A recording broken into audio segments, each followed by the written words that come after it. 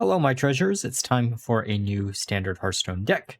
This time we are going to be covering a deck that uses a card that has been over-nerfed into oblivion, Drek'thar Shaman.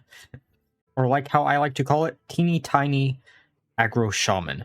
The basic idea behind this deck is to be using a Drek'thar and Brilliant Macaws in order to summon out your 2-cost or 1-cost minions for your deck, while also buffing up the 1-cost minions with Anchor Totem. Then late game, if it's really needed, using a combination between a Primordial Wave and Tiny Toys to actually finish off your opponent. There's a few things in this deck you might want to consider swapping out, such as the Brilliant Macaws, but I really like them in here for the meme status, and the Sir Finlay. Overall, this deck actually performed incredibly well from what I originally expected. However, the multiple battle cries off of Drek'thar wasn't really necessary with using Brilliant Macaw, but it was still really funny when you could actually pull it off. For the Mulligan guide of the deck, you basically are looking for Iron Deep Trog, Peasant, Schooling, Vicious Slither Sphere, Sir Finlay, Wind Chill, or Anchor Totem. If you can actually get Anchor Totem in combination with Schooling, you're in incredibly good position. Otherwise, Anchor Totem is really just good if you have any type of 1-cost minion that you can combo it out with. Sleepbreaker is also decent to keep in your opening hand because it does give you some additional draw power. And finally, Drek'thar and Wildpaw Caverns are really good to keep there too, so you can get continuous board pressure off of the Cavern or 2 minions for the price of 1 off of Drek'thar. That all being said, let's look at some games. Okay, time for a game against Priest. Ooh, Drek'thar in the opening hand along with a Anchor Totem. That's actually not that bad. Going to get rid of the Primordial Wave since it won't do much, and getting a Peasant. That's interesting. We could just put down the Peasant turn 1. Ooh, Schooling also is really good, so we're just going to use the Schooling. I love the fact that the Schooling gives you randomly colored Piranha Fish. That is such a nice little flavor to the card. And we get a Iron Deep Trog. Okay, now do we want to put down the Iron Deep Trog and pass the turn? Let's just do that. We could have also kept the Iron Deep Trog and put down some of the fish because of the Anchor Totem, but I think just putting down the Trog is probably the safest bet. Okay, now we can put down the Anchor Totem and the Peasant, I think. It's probably what we're going to do. There we go.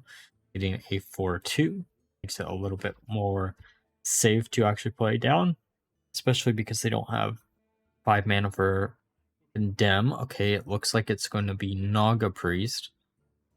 Might be a little bit frustrating to play against. Oh, we can play down Drek'thar, or we could actually use the Anchor Totem in combination with the 2 fish, and then this should give us a 5-3 and a 6-3. Just going to kill that, go face. Oh, that is not a card that I want to deal with right now. That could actually just kill out our entire board. Oh, that's actually funny how that works. Maybe they won't be able to kill out the entire board. Oh, they're going to get pretty damn close to it, though. Can't set up the summoning of the Trogs. This is almost like day 1 with the Trogs.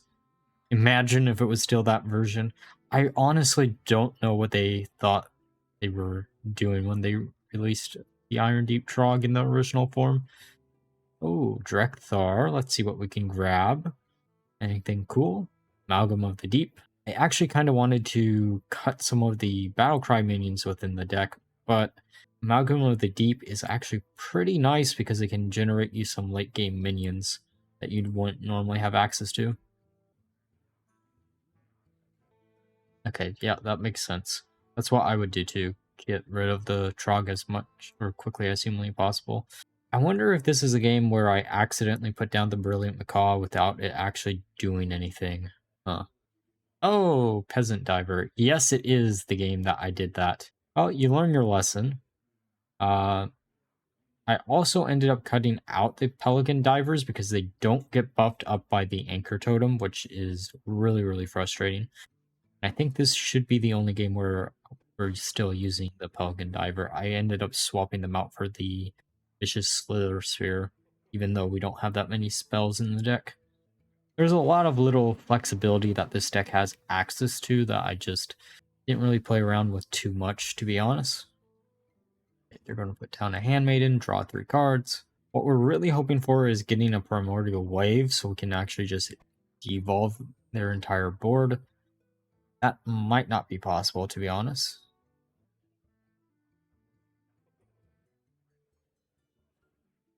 Oh, there's the Primordial Wave. Exactly what we wanted to see. Let's see if we can get anything cool here. I'm almost tempted to get the Devourer, but I think the Sleep Breaker is probably the safest bet because it does allow us to freeze out their board. Let's just kill that minion to be safe. Put down the Sleep Breaker, freeze the 4/4, draw a card. Ooh, Tiny Toys, perfect. Okay, there's Palagos.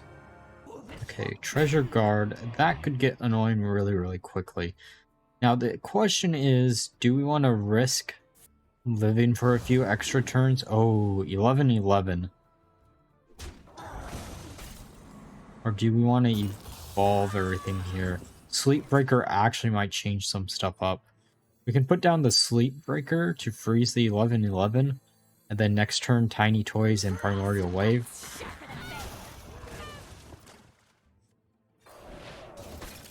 Also maybe should have saved that. Okay, that is actually really useful in this matchup. Though we are just going to evolve the targets next turn, so that might not be as useful as I think it's going to be. A Serpent Wig on the Palagos. Carve in the Shadows. I actually really want to do something with Priest again. It's just been, I don't know.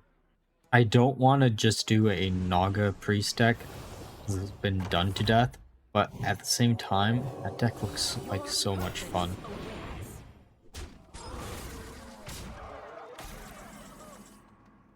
Second Cavern. And they killed one of our minions, which means this is perfect. Okay. 2 rush minions. How do we want to do this? Let's try to kill the Kel'Thuzad. Okay, we got a 2 HP Iron Deep Trog. That's perfectly fine. That does remind me that I do want to do something with Mass Reveler, though. I'm thinking of doing a Zalak, or whatever the Colossus minion is for Demon Hunter, plus a few other cards to guarantee ourselves that we have the Colossus in the deck, and then ways to resurrect him or making him immune. I don't know. Seems like a fun little deck idea. I don't know how strong it's going to be. It sure will be funny if we can actually pull something up like that off. Also, a Spell Power Warrior deck is another deck that's been sitting in my mind for quite a while now, with Bash as the main win condition. The issue is we'd have to figure out a way to discount a bunch of cards in Warrior, and From the Depths is the only way to do that. Not much they can do here. Okay, put up another taunt. That's perfectly fine. Get rid of that. That makes a lot of sense. Okay. Oh, brilliant. Let's use the hero card. Going to do 6 damage to face. And then 2 damage to all minions. That puts that at 8. Which means we just need to attack with that and that. And then go face with everything else. Okay, time for a game against Druid. Ooh, this opening hand actually looks incredibly good. I'm going to keep everything here, especially because we can coin out both Peasant and Iron Deep Trog in the same turn. Sure, the Peasant will instantly die if they hero power, but still having both of them is pretty nice for a turn 2 play, or 1. Okay, so they're 40 cards. We're going to do what exactly I said. Hopefully they don't kill the Peasant, but if they do, it is what it is. Yep, okay. That's what I figured they would do. Not a bad play on their behalf. Brilliant Macaw is interesting. We're just going to go face, then use the Totemic Call. Now, this is the reason why I almost considered cutting Sir Finley. I just don't know what card I'd add into the deck out Sir Finley. Because if we keep the Totem hero power, we always are guaranteed to have a target for the Amalgam of the Deep. And then we also will always have a target for the Anchored Totem, because everything they summon is a 1-drop. Like, it's still incredibly tempting to maybe try out something else instead of him. You could also cut out the Brilliant Macaws and then run Renethal, so you can actually run a bunch of 1-cost cards for a 40-card version. That would be no fun, right? Let's just put down the second peasant. It's probably going to instantly get killed here, but who cares, really? Okay, aquatic form, that's going to give us 2 more Trogs, which is really, really nice.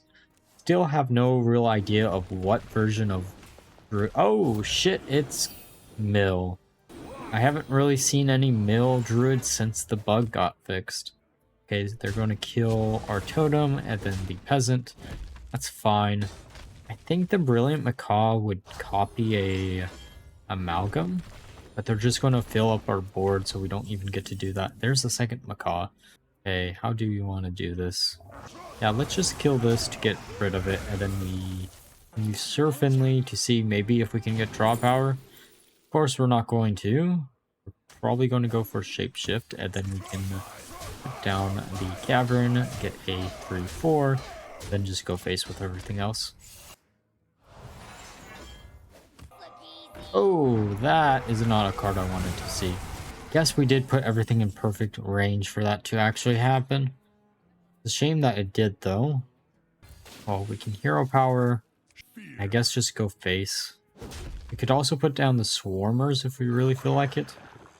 Yeah, let's just put them down. They have a second one of those. They have a second one. Honestly, a card that I keep forgetting exists and probably could fit into some of the decks that I put out very recently, to be honest, because it is a 5-cost. Yeah, that's exactly what I would have done if I was them too. Minimize the damage that they're going to take over the next turn. Oh, Slither Sphere and a Sleepbreaker and Tiny Toys. Let's just kill that. We're going to hero power, go face, and then freeze it out. Don't think we're setting up another one of those. Oh, well, we could with, yeah, things that you don't realize while you're actually playing the game, but looking back on the game, probably putting the second one of those down is a really bad decision, but it is what it is. So it doesn't look like they're going to be able to clear out our board. Oh, maybe they will. Okay, that kills that. Oh, we still have 1 elemental on board. Oh, Sleepbreaker. Sure, let's draw 3. I kind of get why they're allowed. Ooh. Ashen Elemental is incredibly funny. Especially because you have that Brilliant Macaw for next turn. It'll freeze out our board. Kill out our board, which is fine. Not too worried about that. Okay, we draw a few cards. There's Drek'thar. We lose a Primordial Wave. Okay, how do we want to do this? I wonder if it's something that I don't recognize for a few turns. Because I'm pretty sure Past Me chose the Ashen Elemental just because it was a low-cost minion. Then I misplayed into tripling its battle cry. Like, I knew exactly what I was doing. Then they take a bunch of damage. Too bad when they overfill their hand, it doesn't make them take any more damage.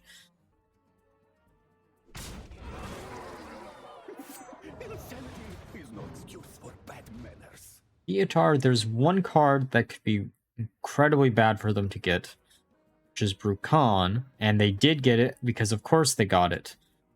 There's Wild Growth.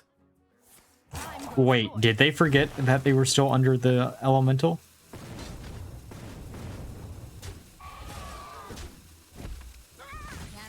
Huh. Alrighty then. Okay, time for a game against Mage. Man, that's a skin that I kind of regret not getting, but at the same time, I didn't want to do a bundle with another skin that I had no real big want of. This opening hand actually looks incredibly good. just going to pass the turn since I know they can actually kill the peasant. We can coin out a peasant though this turn. It's a little bit more pressure on board. That is a beautiful skin though. Maybe I'll get it the next time it comes around on the shop. Because you know it will. Reno being a fan favorite character and all. Okay, so that didn't actually do them anything. We could put down the second anchor totem. And then we could put down a Trog. Wait, let's just freeze this. Oh, Drek'thar. Okay, okay. We can make that work. There's so many different possibilities that we could use here. Just going to hero power. Okay, perfect. We get an attack on the totem. Gold. Okay, there's the anchor totem and then Iron Deep Trog. This board is so nice. This is exactly what you like to see with this deck. It's a little bit too early. Though, that animation is really, really cool. I actually enjoy it a lot. Let's see what we can randomly get. Hopefully a 1-cost minion. We get one of the macaws. Of course we did. Let's see what random hero power we can grab. Life tap is exactly what we want just because it's additional draw power, and then we can just go face. But they froze out our board. We basically have nothing to do this turn because of it. Oh, getting another Swarmer. We have technically 5 in hand.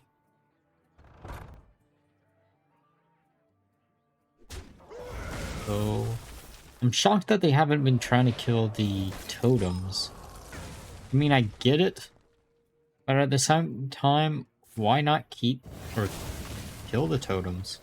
I just realized what their name is. A Brilliant Macaw should get us a new hero power and not Drek'thar. That was a big error, because that's 1 additional damage per turn. And then we get to place these down and go face, just to go face. Kill that to be safe, and then do we really want to kill this? Yeah, we might as well. They do manage to snipe one of our anchor totems with that, which is a little bit sad, but it's okay. Oh, Fire Eye. That explains why that they wanted to do that early. We're just going to freeze that out for a turn or two. Then we can put down the Cavern, and then we can put down a Swarmer. Because if they don't have any way to deal with this, we should be able to win pretty quickly. Okay, Magister. Let's see where they hit. Please don't hit our minions. Yes, that's exactly what we want to see. Okay, they are going to freeze one and then kill the other, I think. Primordial Wave would be nice, but I guess not. Let's just use this to be safe. Ooh, that's kind of interesting. You know what's even more interesting? If we do that and forget that we have another Swarmer in hand.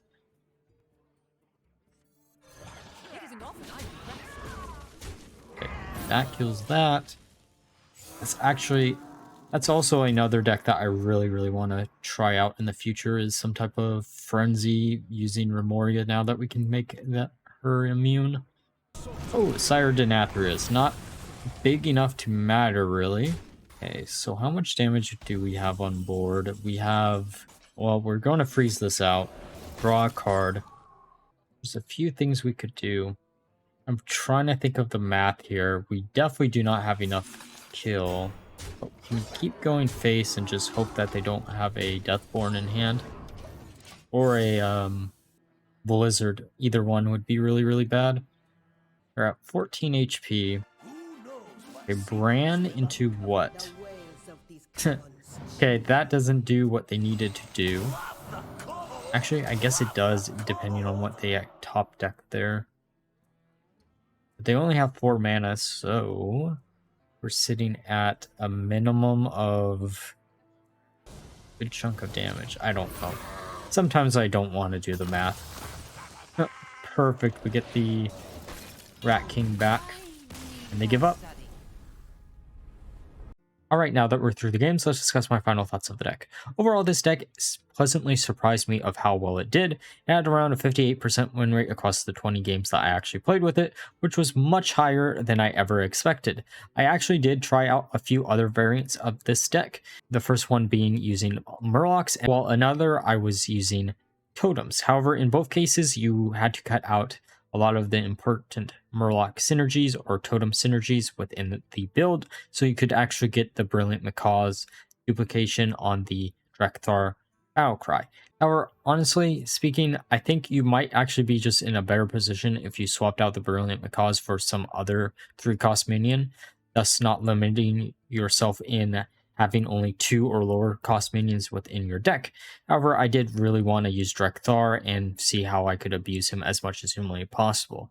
I also did add a evolve package in this version, which I think actually put it way above any other versions that I actually tried out previously, because it turns out having Tiny Toys and Primordial Wave as a late game strategy to win the game is actually incredibly good, and not a lot of classes can actually withstand that after they waste all their resources on your little bitty cheap minions that you play throughout the game. And to be honest, this is one of those decks that I can easily recommend just because of the fact that there's only one non-free legendary within this deck, which is Brute Khan. And that is a card that a lot of people actually use in Shaman decks already, so you might already have it. Outside of that, though, if you enjoyed the video, please like, comment, and subscribe. And until next time, bye-bye.